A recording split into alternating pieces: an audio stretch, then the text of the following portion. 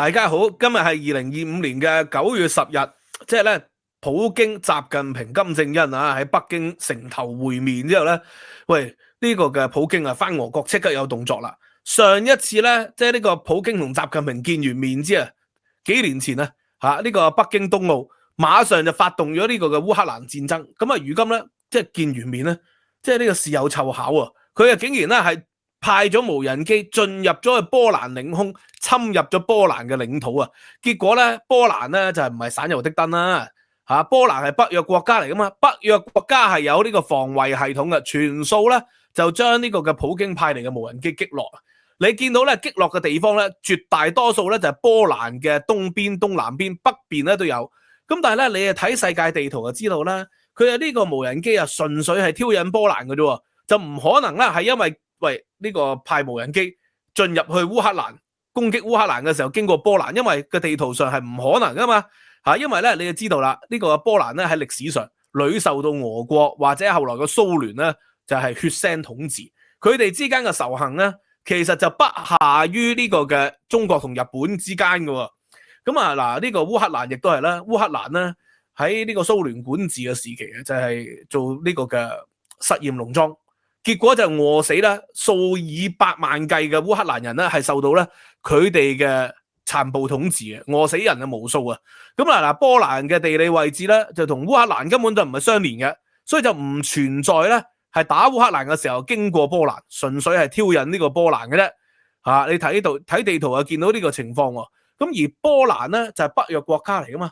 咁啊所以咧波蘭馬上咧啟動咗呢個北約第4條款。北約第4條款係乜嘢？就係凡係一個北約國家受到襲擊，所有北約國家咧都要咧係參與支援嘅。所以咧嗱，呢個過去嗰20幾年啊，北約其實係 call 過一次嘅啫，就係呢個911事件。911事件咧，美國本土咧受到呢個塔利班嘅襲擊啊嘛，所以北約咧就啟動咗一次，然後北約咧就一齊協助咗呢個美國咧係掃蕩咗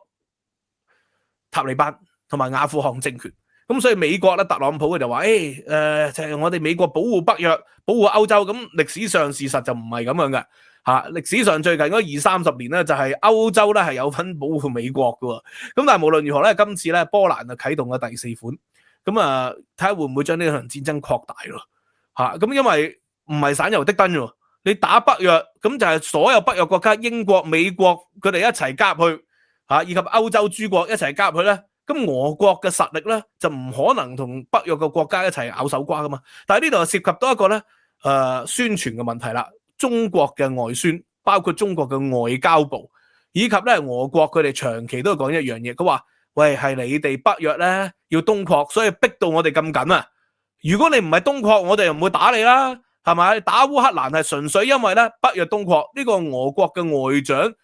長期咁宣傳，普京長期咁宣傳，但係呢啲都係假新聞嚟。正如普京嘅宣傳話，當年美國鮑威爾啊，國務卿啊嘛，拎咗洗衣粉上去聯合國度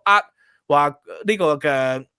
薩達姆有大殺傷力武器，薩達姆冇大殺傷力武器呢件事係事實，但係鮑威爾嗰包唔係洗衣粉嚟喎，鮑威爾嗰包洗衣粉咧就係普京嘅宣傳，結果中國嘅宣傳咧經常就講咁啊呢個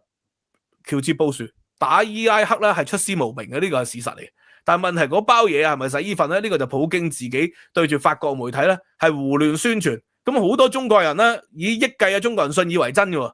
因為佢長期係單一地接收咗啲虛假資訊嘛。嗱，佢哋就話北約東擴，搞到俄國咧逼虎跳牆。但係咧啲北約國家就話：喂，過去幾百年，實實在在，你無論係帝俄也好，或者蘇聯也好，或者而家嘅俄羅斯也好，你都係欺凌鄰國嗰啲人喎，唔係普通欺凌喎，血腥嘅管治、屠殺同埋咧呢個侵吞領土，而家仲係無日無之咁上映緊嘅。所以佢哋唔加入北約咧，就會好似烏克蘭嘅下場，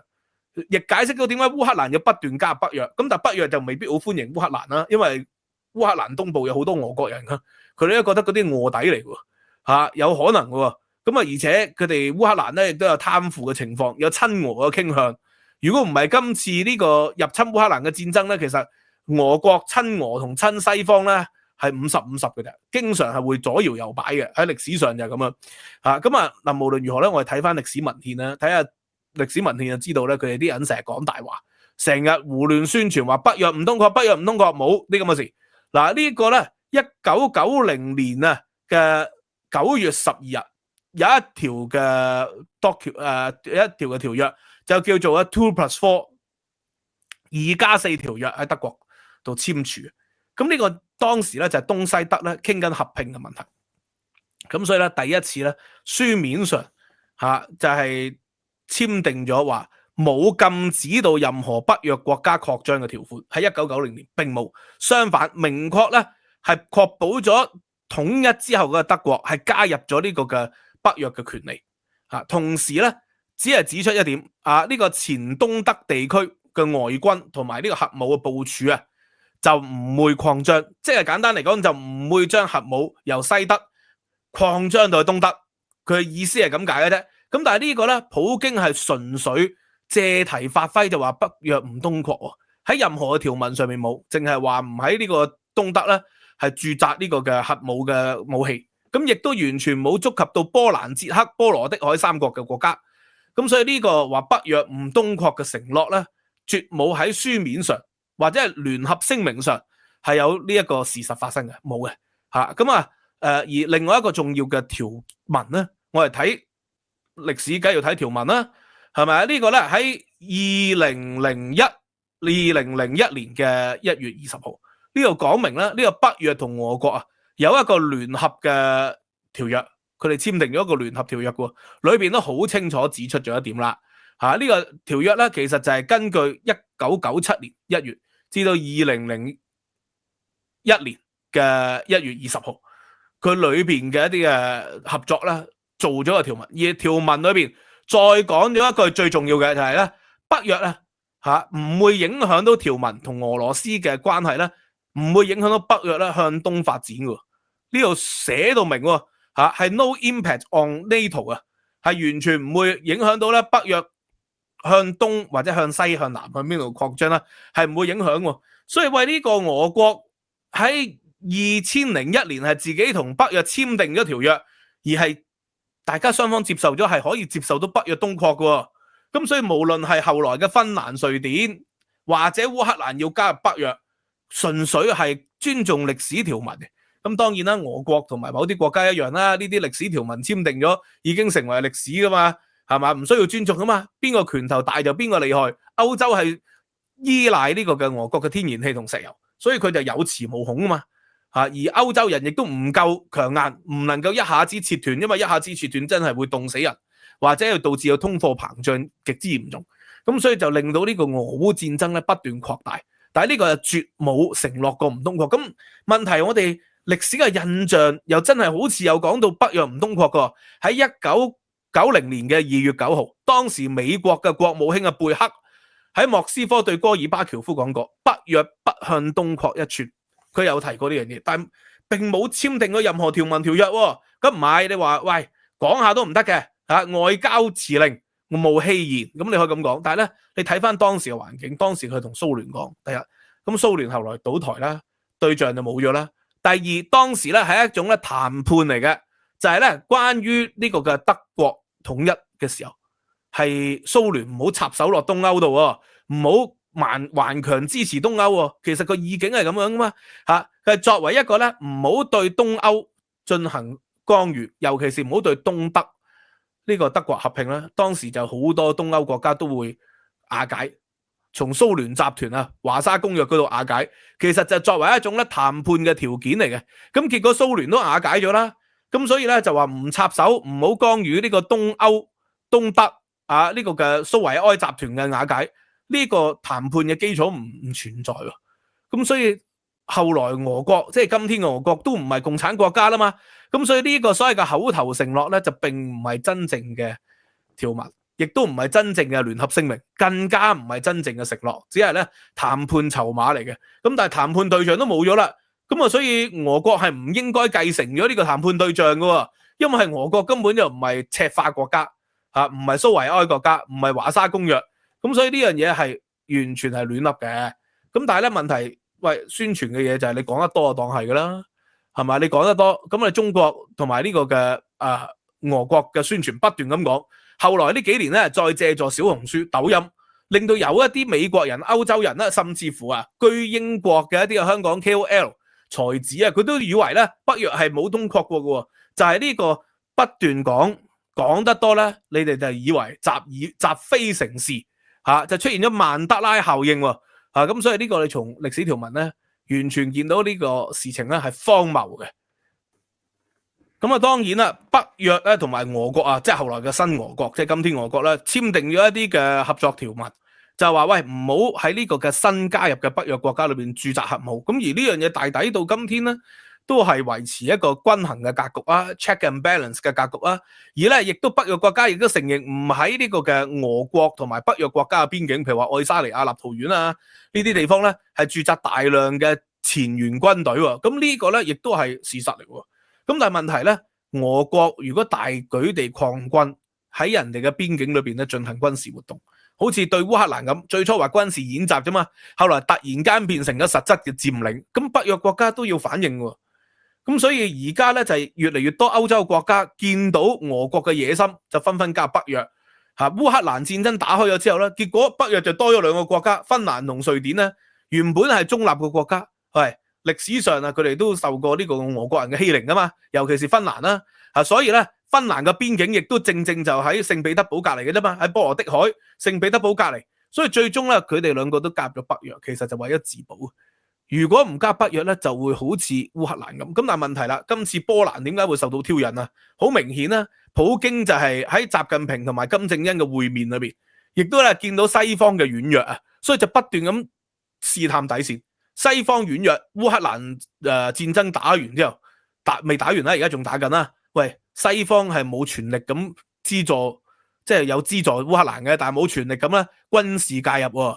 西方列強就話要喺烏克蘭駐兵保護呢個俄國，喂，都係即係只聞樓梯響嘅啫。如果大家西方國家每人派兵數千至1萬駐紮10萬大軍喺烏克蘭，咁俄國嘅軍隊咧就唔敢肆無忌憚嘛，咁就可以即係幫助呢個嘅基輔做防守，烏克蘭嘅軍隊可以全面咧就揮軍向東收復故土嘛。咁但係問題就冇出現過呢個情景嘛。大家西方嘅諸國咧都係各懷鬼胎即係作壁上觀。咁所以咧呢個嘅俄國咧，普京就係作為一個國際通緝犯啦。而家國際法庭係通緝緊佢噶嘛，係因為唔係純粹因為戰爭，戰爭咧國際法庭未必管到佢係因為呢個咩綁架兒童而俾人通緝嘅，但係就可以出現喺北京嘅城頭上面可以喺天安門上面可以同習近平討論咧長生不老之術。喂，呢個佢翻到去咧，梗係覺得自己嗰個籌碼仍然係強大。特朗普話喂，佢上台24小時會結束俄烏戰爭，結果就係冇發生。而普京越嚟越強勢特朗普亦都奈佢唔何，佢亦都唔擔心特朗普話會關稅或者係其他嘅制裁咁所以咧佢喺呢個時候就測試北約嘅底線，咁派呢個嘅無人機嘅成本好低嘅啫。係咪啊？你咪派無人機去試下，睇下你北約夠唔夠膽聯合一齊，即係對抗俄國咯。咁所以咧，佢哋而家咧就係個心紅咗，左右開弓，四面樹敵，意圖八面威風呢個就係佢背後嘅狼子野心。咁但係咧，波蘭人咧亦都係並非省油的燈啦。波蘭咧而家咧嗰個軍費已經佔到 GDP 嘅4%，可以話係歐洲之冠。而且佢嘅軍事實力咧，已經係不在於呢個法國同德國之下噶咯，佢大量咧呢幾年咧購入咗先進嘅武器美國嘅武器俄國對抗俄國啊嘛，要美國武器，咁但係咧佢唔係純粹買美國武器仲買咗大量咧呢個韓國嘅武器咁所以你從呢個嘅波蘭咧，亦都有常駐軍隊20萬。歷史嘅教訓話俾佢知咧，不防俄國咧，佢係必遭殃嘅，咁所以佢哋就係努力備戰其實波蘭經濟亦都唔弱，波蘭大家預計咧喺10年8年後咧，人均 GDP 或者各方面嘅經濟就會超越英國取代英國咧，成為歐洲咧最強嘅經濟體之一。咁呢個係可以預期嘅10幾年後啦，或者係近短時間啦，可能英國嘅經濟再萎縮，可能佢近短時間實現。所以富國強兵呢個對波蘭人嚟講咧係血的教訓嚟嘅先後咧就俾德國蹂躪，又俾呢個蘇聯咧赤暴嘅管治赤化，咁所以呢個波蘭人以及咧東歐諸國。咁我之前去到愛沙尼亞，同佢哋傾開偈，佢哋對俄國人嗰種戒心咧，至今都未消滅嘅咁啊。所以邪惡嘅國家、邪惡嘅族心、邪惡嘅領導人，為咗滿足自己一己私欲咧，就不惜挑動民粹，挑動呢個嘅戰爭以圖自己可以咧永續連任，甚至乎追求長生不老。呢個係如斯可怕嘅地方。咁最可怕嘅就係咧，即係有啲人甘心為虎作倀，呢樣嘢係極之可恥嘅。Anyway， 今日就講到呢度啦。希望大家喜歡我呢個破障系列啦。like、subscribe、share， 加入我哋嘅 YouTube members， 咁你就可以獲得會員優先睇，而且裏邊咧仲有大量獨家內容。希望大家支持，知識有價，拜拜。